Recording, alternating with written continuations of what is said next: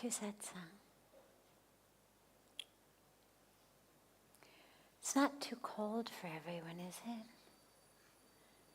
Yeah, okay. I was talking to them, we're going to see whether we can get like some kind of campfire thing going, a couple of those to keep people warm. So we're on the job to see if we can figure out some way to keep you warm and cozy.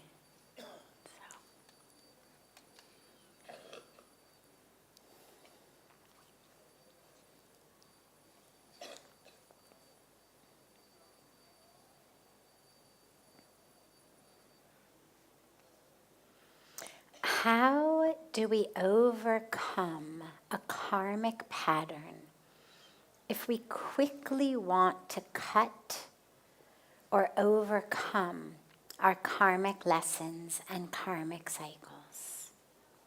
How do we overcome a karmic pattern if we want to quickly cut down or overcome our karmic lessons and karmic cycles?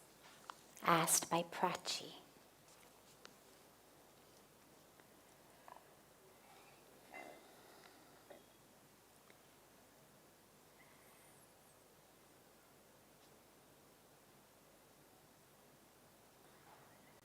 There's only one way given of freeing ourselves of this cycle of birth and death and rebirth, birth, death, rebirth, birth, death, rebirth. This cycle that we're all on, like hamsters on treadmills, over and over and over again.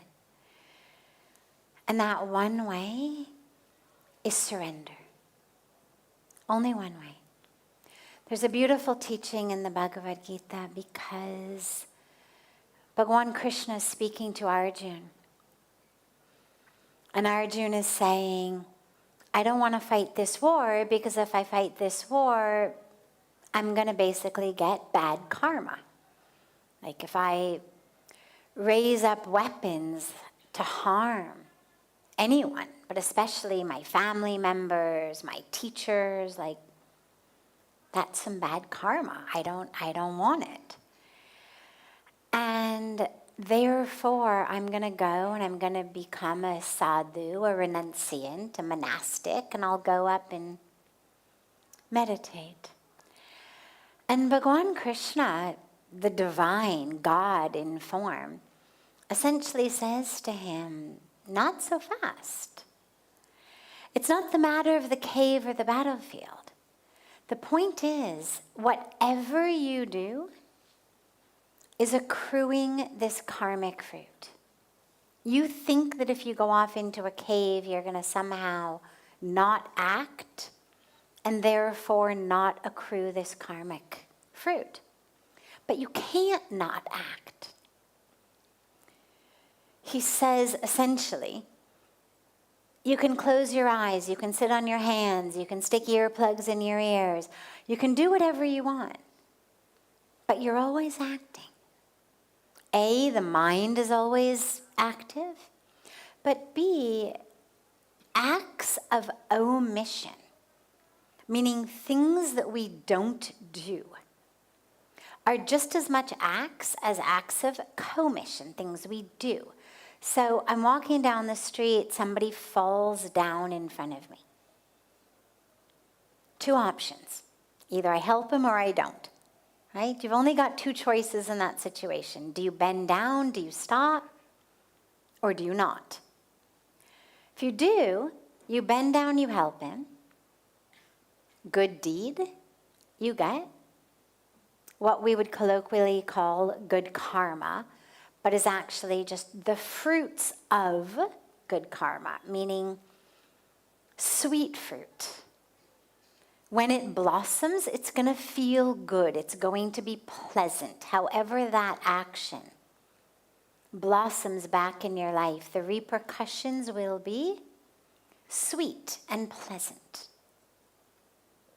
You don't help him. Well, that's also an action. You don't have to actually kick the guy when he's down in order to be not doing what you are supposed to do. Simply walking by him, ignoring him. It's not unaction or non-action. It's action. It's just an act of omission, meaning not doing that which I should have done. It's also going to have karmic repercussions. They will be not so sweet, not so pleasant.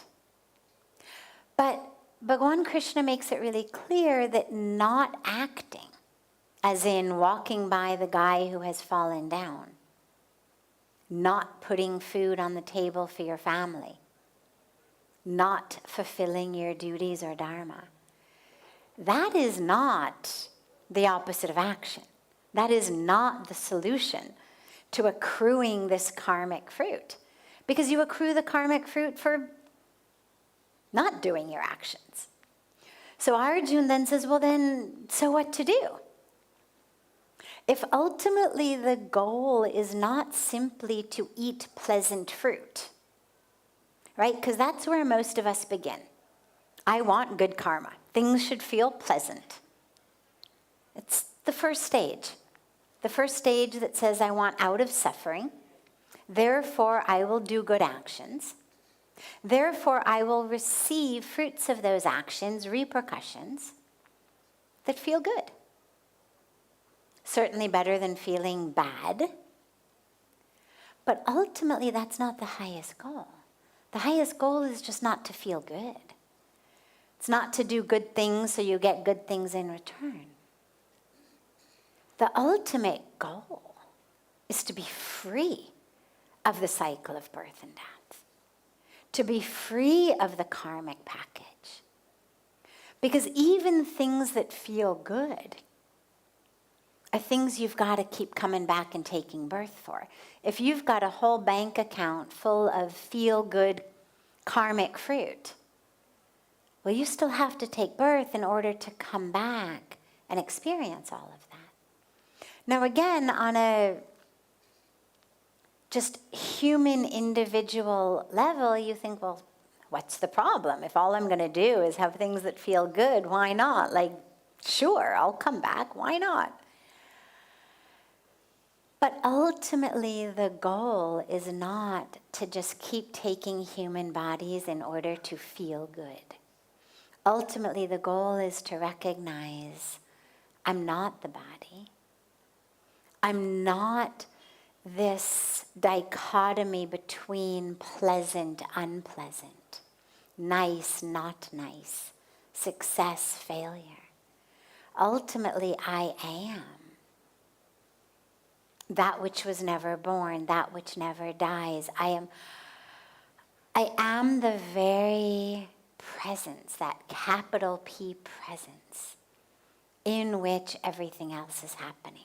And to identify as a good feeling, or as the one who's having a good feeling, is to really limit yourself, to really box yourself up, to say, I'm this body, I am the present experience that I'm having, this pleasant moment, whereas spirituality is all about realizing I'm not that.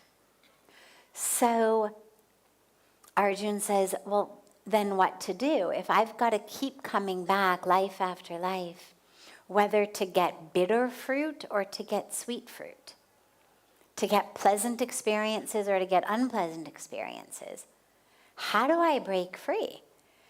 Because these actions, they don't counter each other out. It's not like a normal bank account where if I put in $10 and I withdraw $10, my balance is zero. In the karmic bank account, you put in 10 plus points, you've got 10 pleasant things coming back. Or one pleasant thing that's 10 times as large as just a single thing. You put in 10 what could be considered negative points, minus points, places where you brought about harm and pain rather than bringing about healing and help, well, you're going to have those fruits, and they do not cancel each other out. So Arjuna says what to do. And Bhagavan Krishna says the only thing to do is recognize you're not the doer. As you identify as the doer of good, the doer of bad, the enjoyer of the pleasant results, the one who is suffering in the unpleasant results, as long as that's who you think you are, you got to keep coming back and doing this all over again. The only way out of the game is surrender it all to me. It's a beautiful passage. I mean, there's many beautiful passages, but there's one that's very beautiful that says, Yat karoshi yadashnasi, yajjahoshi dadasiyat, yat tapasyasi kaunteya, tat kurushva madarpanam. And it means whatever you do, whatever part of your body it's done through or comes through, offer it to me. Through your mouth, through your hands, through your words, through your legs, through anything you do, including all the sadhana you do, right? All those rituals, everything you do, the yagna ceremony you do, the arati you do, the pujas you do, the prayers you do, the beautiful work you do. Surrender it all to me. So you don't even get to claim doership as in, I did 10 malas of my mantra today. I meditated 2 hours today. Even that, give it all to me. You're not even the doer of the meditation. You're not even the doer of the prayers. You're not the doer of the yagnas. Not the doer of the tapasya. I am the doer, I being Krishna. I am the doer. You are the vehicle through which it is happening. And recognizing that is your only way out. So, to Prachi's question about the way to shortcut or overcome or quickly speed up this karmic journey, you can't, unfortunately. It's not like, things on your phone where you can play things at 1.5 speed or 2 speed, or you can fast forward a video at, 8 times, 16 times really fast. You can't, unfortunately, do that to your karmic journey. But the moment that you realize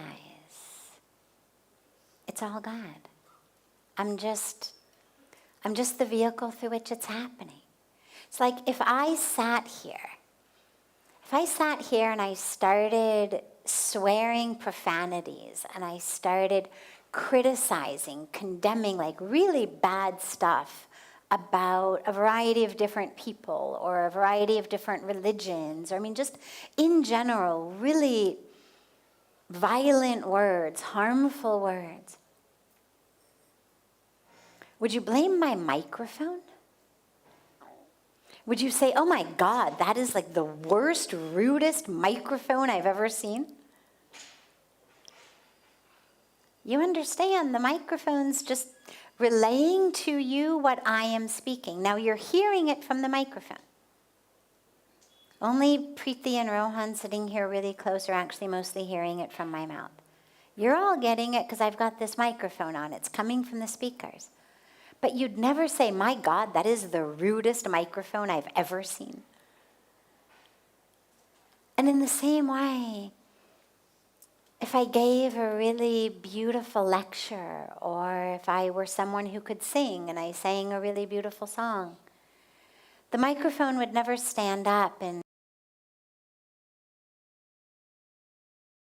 how about a round of applause for me as the best microphone? Because we understand, and the microphone understands. It's just a tool. I'm the one who's speaking. But actually the truth is I'm no more the one who's speaking than the microphone is the one who's speaking.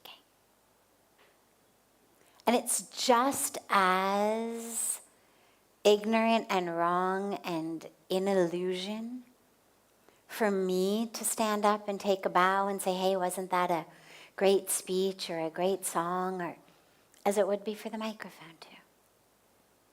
And that's the way out of the game, is to realize I'm an instrument. I'm an instrument in God's hands. Realize you are like the microphone. You're just the instrument.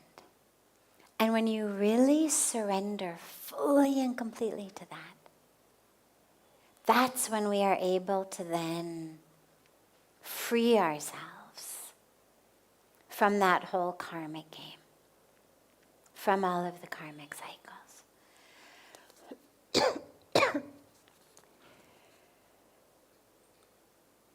And so we surrender. But we surrender, surrender without gyan or wisdom ends up becoming just excuses, justifications. Well, it wasn't me, I'm just an instrument, right? I'm not the one who really did that. Don't blame me. Right? You hear that a lot from people who pull spiritual teachings out of context, or who read a passage but don't actually meditate on it deeply and just use it to justify how they're living. So when you realize that you're just an instrument, then all of the things that lead us to act in ways that cause harm, well, they automatically stop. Because the universe doesn't have anger or hatred or jealousy or lust or greed. So to blame something that was done out of any of those emotional states is just displacing blame ignorantly. That was not an instrument. Because the universe doesn't act like that. And we know that that's true because you never see, apples knock oranges out of the tree. Right? You never see anything in nature harm anything else in nature without only the agenda of their own survival. Right? So the food chain, of course, works in a certain way that lions eat zebras. You watch those National Geographic videos and you're always rooting for the zebra. It's always like, go, go, go, go, go, And the poor lion is chasing it, and for some reason, there's something in all of our hearts that just always wishes that the zebra could run faster and the lion wouldn't catch it. But ultimately, the lion also has to eat. The lion also has a family. That's also his right to have food, and the zebra happens to be the food of the lion. But nothing in nature harms anything unless it needs to for its food or for its survival. It's only the human ego and these vasanas, these aspects of our senses, our illusions, our vices, that lead us to act in ways that cause harm. So surrender leads us to being just an instrument. And you'll discover that when you're just an instrument, suddenly actions of hatred and anger and greed and jealousy and all of that, they don't flow through you. Because that isn't the energy of the universe. And whenever you feel like you're about to act out of one of those things, just surrender. Just surrender to the divine. Hey, here I am, your instrument. Use me. And just find whatever mantra reminds you of that, or whatever word of the divine reminds you of that. And surrender. I'm just an instrument. Just here to be an instrument. It's the only way. The only way out of this cycle. Great question. Other questions? Any question that anyone here has? Yeah. You can just come up to the microphones. They've put the mics on the stand.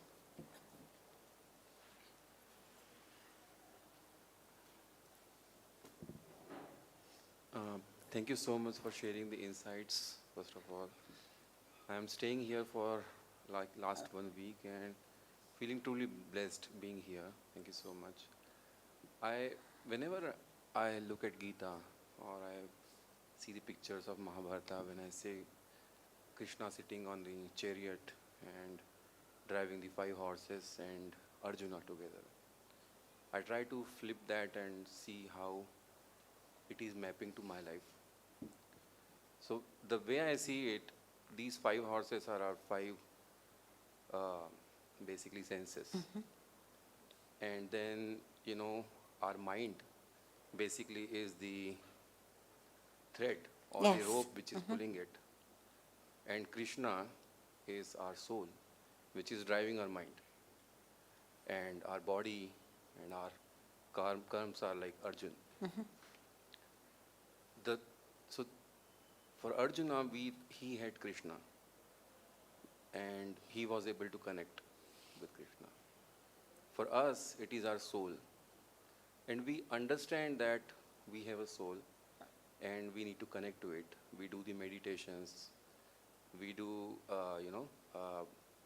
we try to be righteous and do the right things. Yet, a lot of times it is so difficult to connect with our soul, to realize ourselves. I'm wondering, you have already walked on those paths, and I'm wondering if you can share any insights through which we can connect with our souls. Beautiful. So how do we connect with our soul? That presence of Krishna, Krishna's driving Arjun's chariot, right there with him, guiding him, giving him 700 verses of what the truth is. And for us, how do we find that? Well, here's what I've learned personally, is if I'm really quiet, it's there. It's not that you actually have to go out in search of it. It's that you have to remove the distractions to it. The reason that we have such a difficult time connecting is when most of us sit down to meditate, our mind goes, oh my God, I can't believe I have to do that project for work. That's going to take me 20 hours and I don't have time, and it means I'm not going to be able to sleep tonight, and it's so unfair because, I do all of the work, but he gets all of the credit. And I hate this. This has been my whole life. So that's what most of our meditations sound like. Or we sit and we begin with our mantra, and then we say,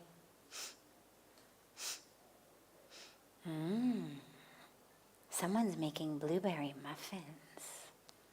God, those smell so good.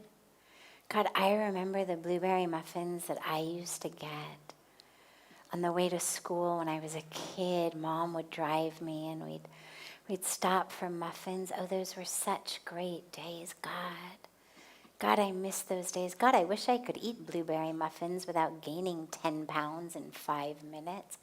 God, yeah, those were the days. Oh, God, got to exercise today. I'm really just getting, So maybe the meditation goes in that direction. But you get the idea. We're sitting here, posture's right. But the mind, we're not connecting to the soul.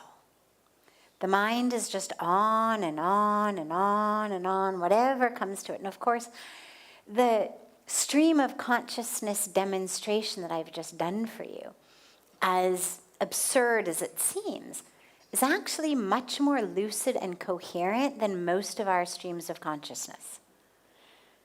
If you actually watch your mind, it's much worse than just the complaint about the job and this or the blueberry muffin connection. It actually doesn't even usually make much sense.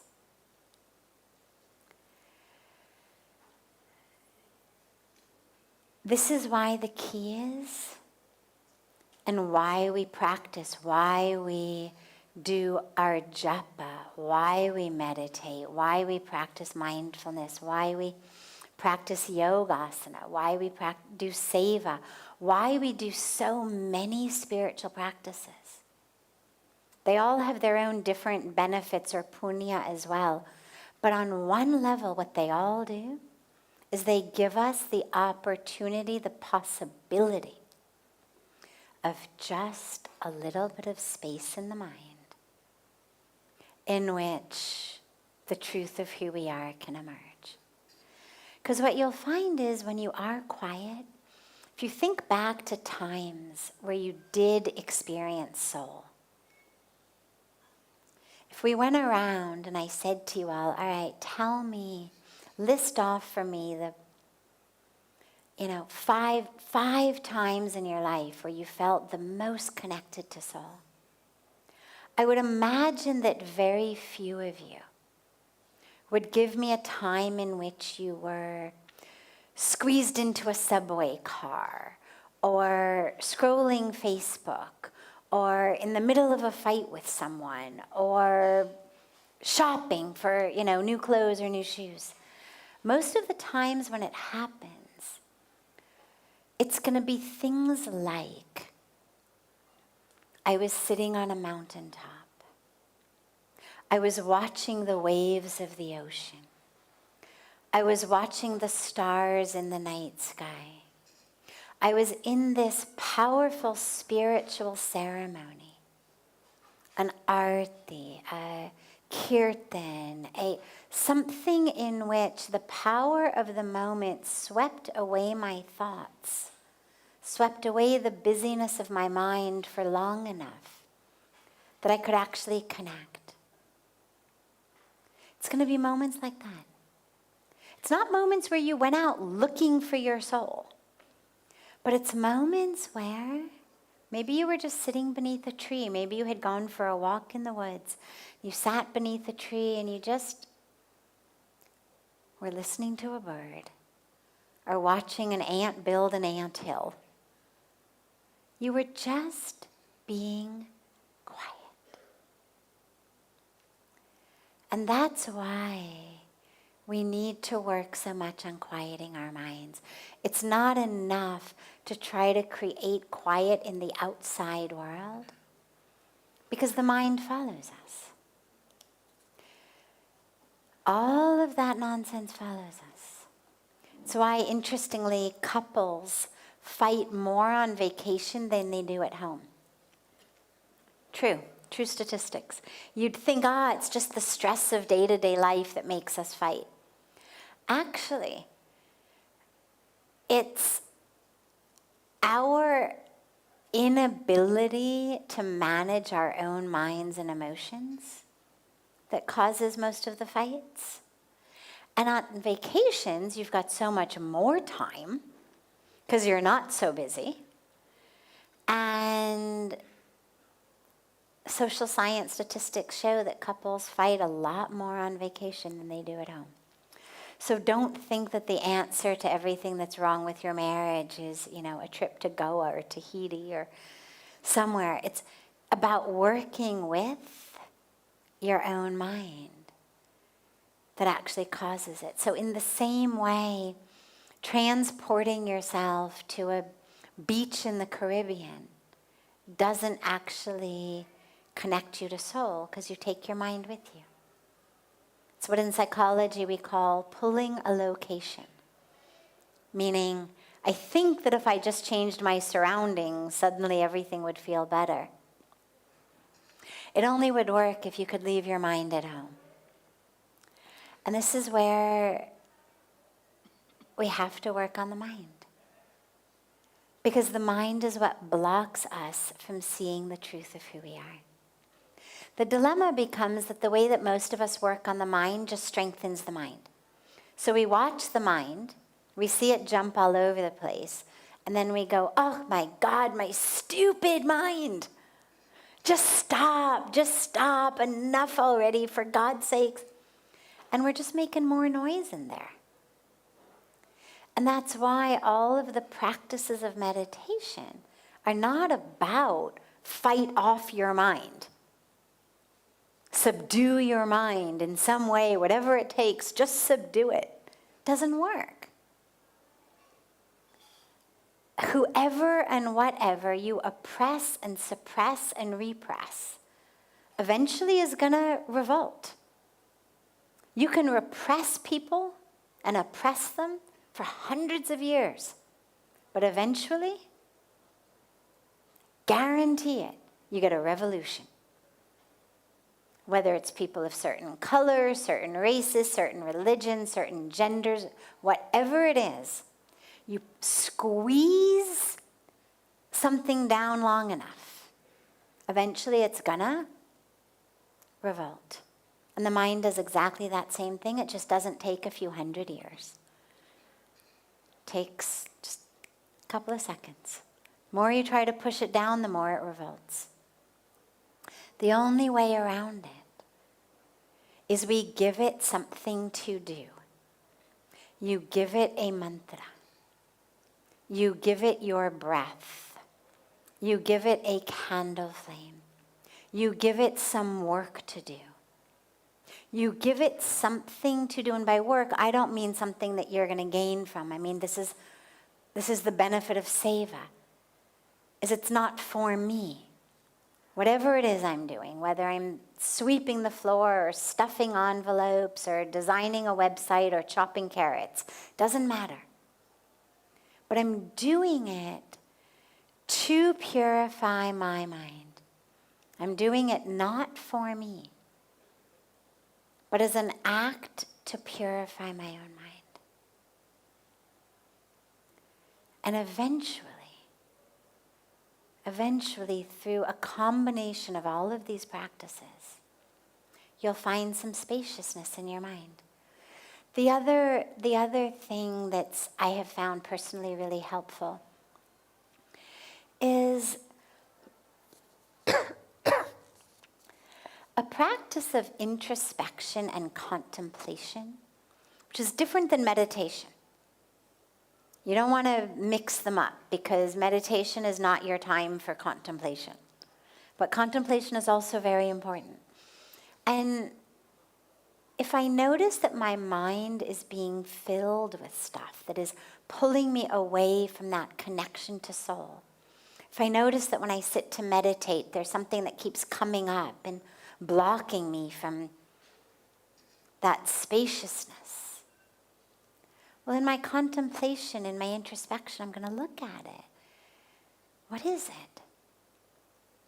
And then you say to yourself, essentially, is it worth it? Like, usually the stuff that comes up are unfulfilled expectations, right? You want something, it's not quite happening. Somebody's annoying you. These are the things that fill up most of our minds. This person is bothering me. This thing I want to happen isn't happening.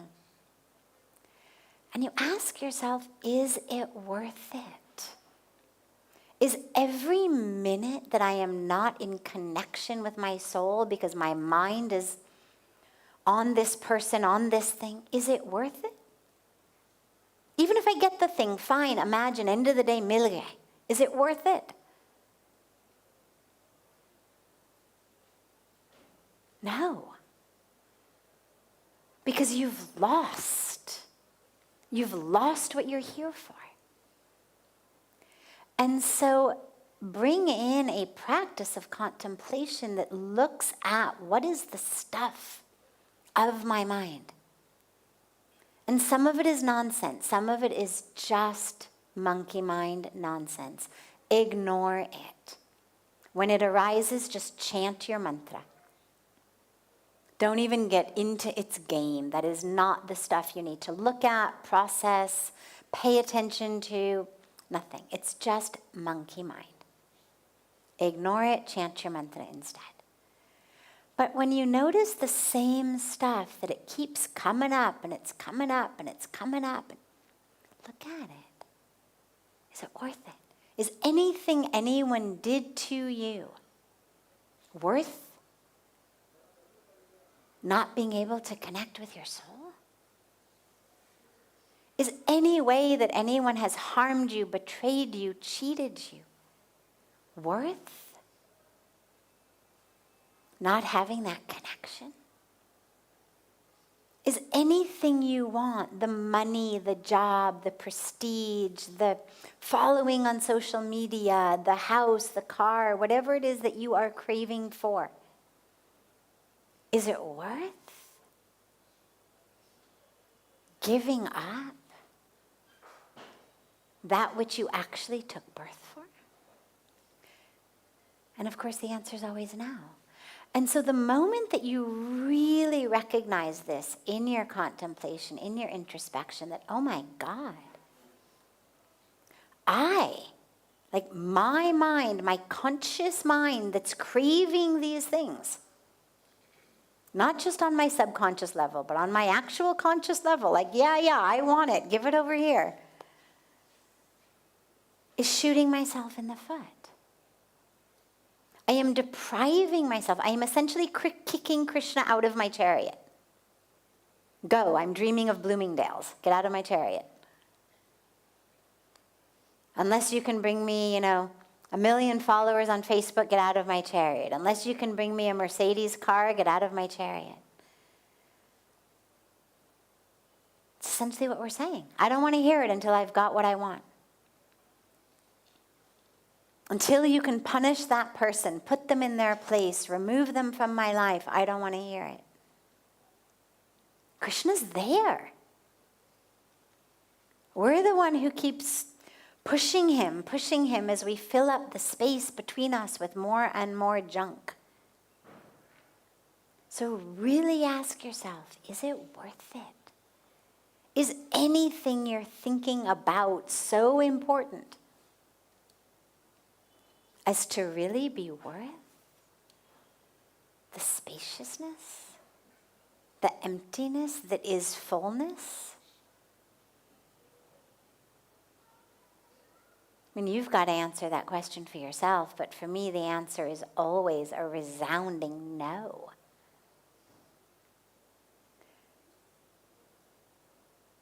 And just lastly, go back to the surrender. Just, Hey, Krishna, I'm here. I'm going to clear out as much room in my chariot as I possibly can. Please, come. And just please remind me whenever my chariot gets too full. Whenever it seems like there isn't room for you here, remind me so that I can clean my chariot. You're the only one I want in my chariot.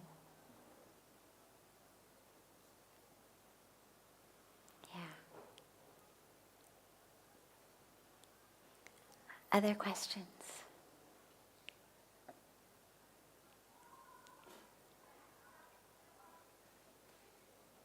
Yes.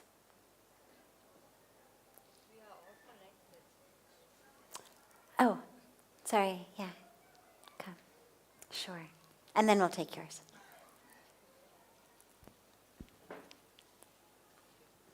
If we are all connected, how can we live with all these atrocities which are happening actually in the world? Yes. If we are all connected, how do we live with these atrocities that are taking place on our planet?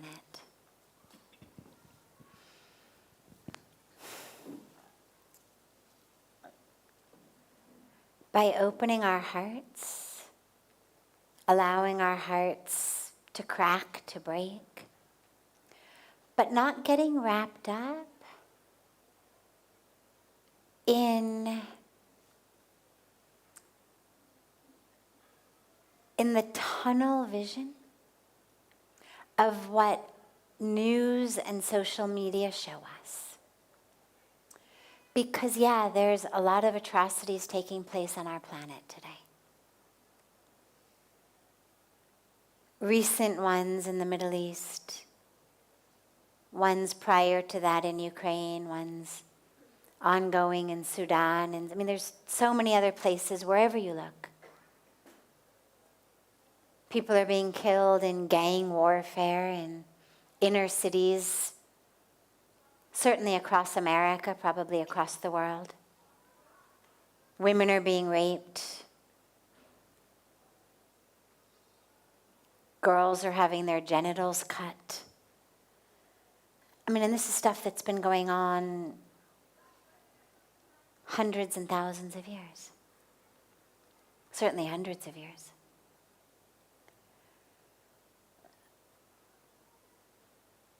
There's no limit to the atrocities that are taking place. Rivers are being polluted. I mean, we're one not only with humans, we're one with animals. Think about the number of animals that are being killed every year so we can have hamburgers and hot dogs and chicken McNuggets. Think about the rats in whose eyes moisturizers and shampoos and mascaras and all the cosmetics that we use are being smeared to be tested for safety. That's how they test them. Long before things end up on the shelf that we're allowed to buy them, well, somebody has to make sure that they don't cause adverse reactions. Well, how do they test it? They test them on animals. Unless you buy brands that specifically say not tested on animals, cruelty-free, you can be sure your mascara, your lipstick, your cream, your shampoo, your whatever it is, was smeared in the eyes, on the skin of bunny rabbits, of other animals. So, I mean, we could do it all night. There is atrocity after atrocity. Rivers are being polluted and dried up. Trees are being cut down. Indigenous people have been losing their homelands for far too long. And people are getting married and having babies, helping each other across the street, donating organs, kidneys to each other, donating blood, working in soup kitchens, building schools, building hospitals, running free medical camps, helping each other across the street, carrying each other's groceries. Little things, big things. It's all happening simultaneously. And so no, we can't ignore the atrocities. But also we can't ignore the rest. For every child who's being murdered in hatred, a child is being born into a family that's going to love it, and being coddled and adored and welcomed into the world. And for every woman who's being raped and harmed and abused, a girl is being sent off to school, given an opportunity for the first time. So we must act in whatever ways we can to bring about peace and love and equality, rights, help to this planet, to the humans, to the animals, to Mother Nature. But we also must not lose our minds, because when we lose our minds, we become not only miserable and crazy, but we become completely ineffective and ineffectual at helping anyone. If I am so filled with rage and hatred about what those people are doing to my people, or even just what those people are doing to those people, even if I don't identify as anyone being mine, well, I'm certainly not helping that situation. And what it also does is it gives me tunnel vision to not see the person who really needed help carrying her groceries out to the car. Because I'm so full of anger and hatred and stress at what is happening in some other part of the world, that I can't see the beauty before my eyes, and I can't see the opportunities that I have to bring more beauty. So we must open our eyes and open our hearts to all of it. We are connected. But all of it is not only the misery and suffering. All of it is the love and the joy. And to recognize that we have a limited capacity. I could stand in front of a river full of water, but I can only drink a little bit. Even if I want to drink the whole river, even if the river is gorgeous, it's flowing with beautiful water, I want to drink it all, I cannot. I have a very limited capacity in my human body of actually how much water I can take in. I could stand in front of infinite blueberry bushes, and no matter how many blueberries I wanted to eat, eventually I would hit a limit. No more room. No matter how beautiful the blueberries are, no more room. I cannot take any more in. And in the same way, no matter how much we want to help, to heal, to fix, to change, we also have limits. And so we do the very best, the most we can, but we don't feel bad that we cannot drink up the river or feed every empty belly on the planet. We recognize the capacity of this human existence. Beautiful, thank you. Yeah. Last.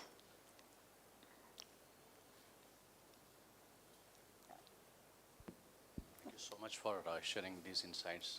They're pretty blissful and of great help. Just a follow-up question to the question just before the one which you addressed a while ago. Even after doing a lot of introspection also, if the thoughts are very profound and still creates a lot of chatter in your mind,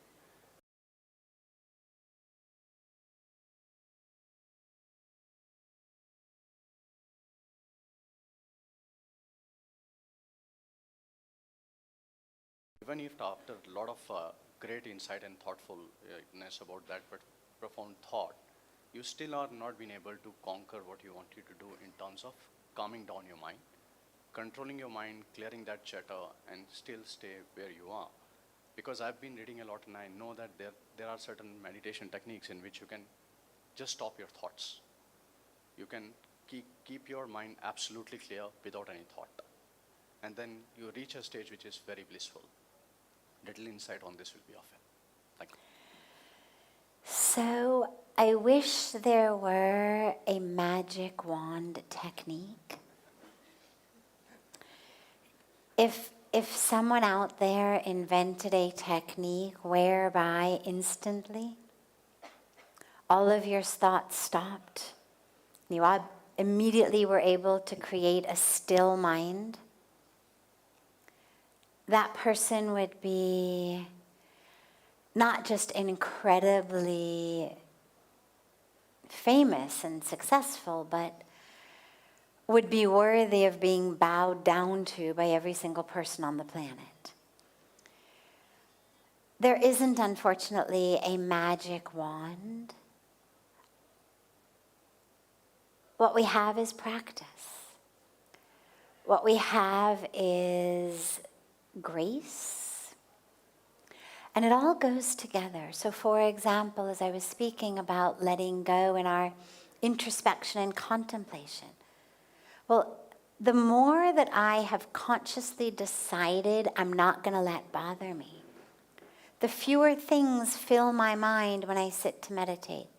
And yes, there's still the monkey mind. It still bounces all over the place. This is why we begin by giving it something to do.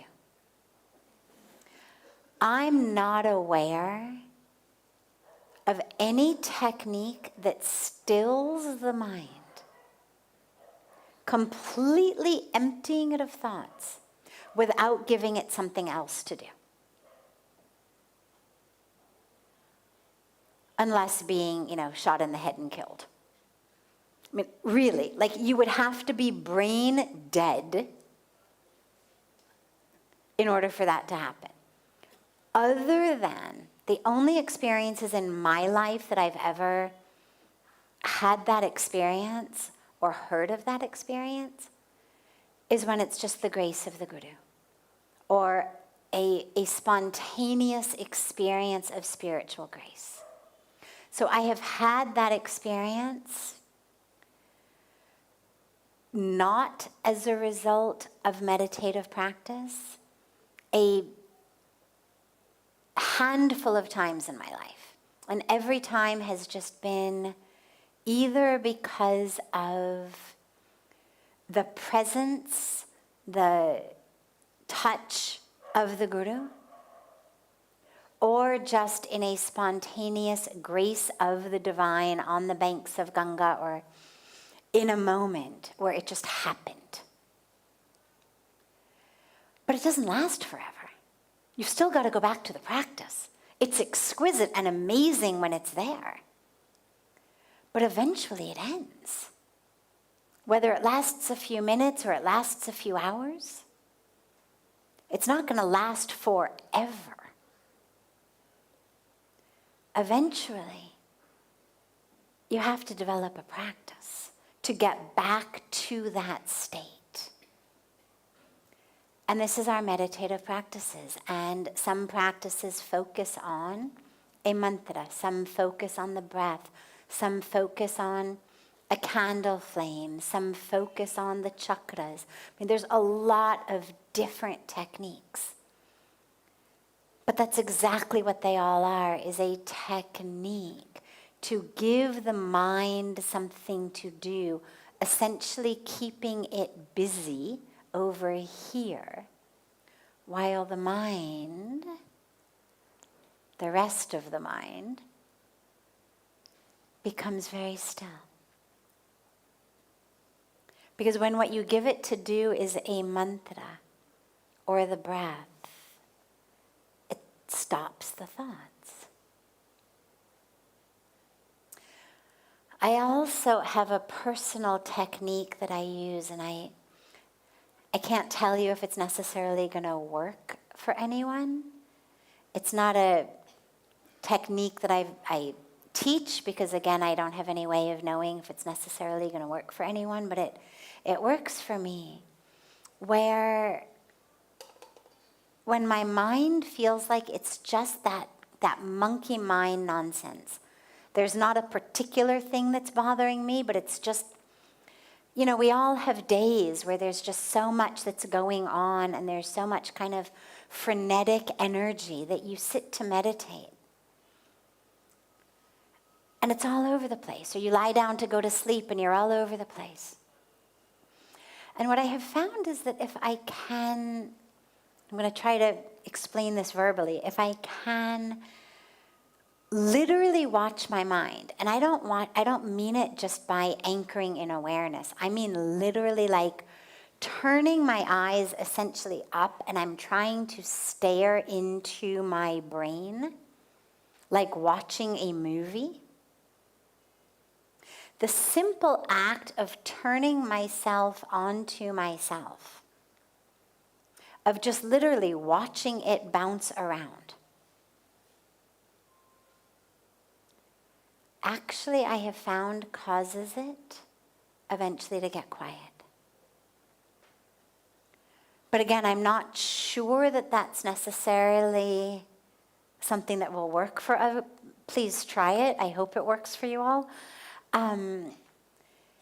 It's different than the simply being aware of it, because it's much more intentional in the watching.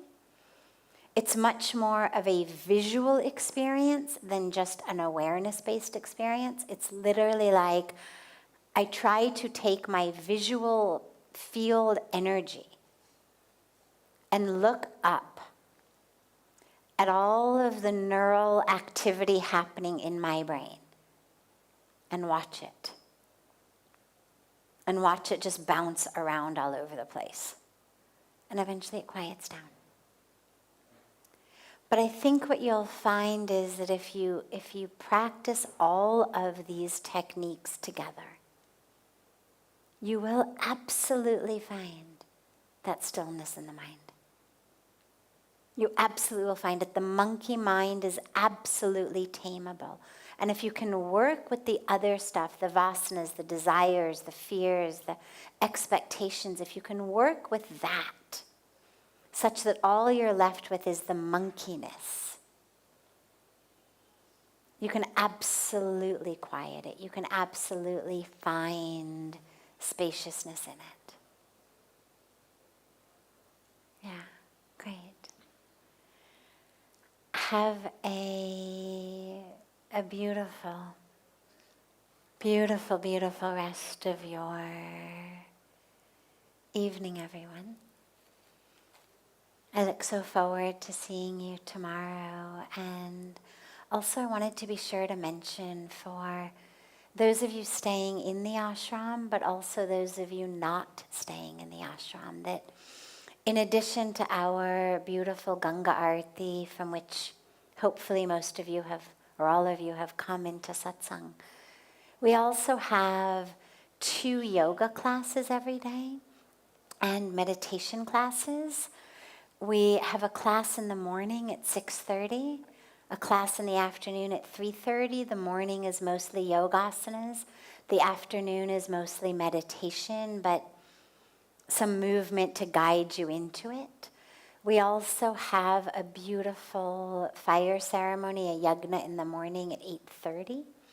The yoga takes place in the back garden in the mornings, and afternoon venue changes, but there's a schedule up in our reception area when you leave from satsang. If you go out this way, there's a schedule up, and if you go out that way and grab your shoes, just come around and come into the reception and you'll see a schedule up there.